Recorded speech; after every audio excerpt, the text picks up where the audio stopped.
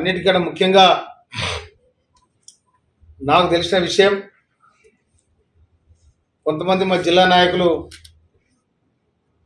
బీఆర్ఎస్తో పొత్తు పెట్టుకుంటున్నట్టు నిన్న సాక్షి పేపర్లో వచ్చింది.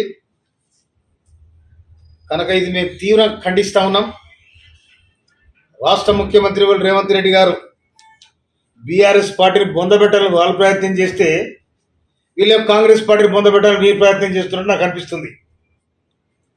అందుకోసమనే ఈ అపవిత్రమైన పొత్తును విరమించుకోవాలని నేను డిమాండ్ చేస్తా ఉన్నాను. నేను ముఖ్యంగా గౌరవ బీర్లైలే ఎమ్మెల్యే శాసనసభ్యులు, ప్రభుత్వ విప్పు, వారి నియోజకవర్గంలో 130 ఓట్లు ఉంటాయి. దాదాపుగా మెజారిటీ ఓట్లు మీకే ఉన్నాయి. గెలుపు ఓటములు మీ చేతిలో ఉన్నాయి. కనుక దీనికి పూర్తి బాధ్యత ఆలయ నియోజకవర్గం వహించాల్సి వస్తుందని కూడా నేను మనం చేస్తా ఉన్నాను.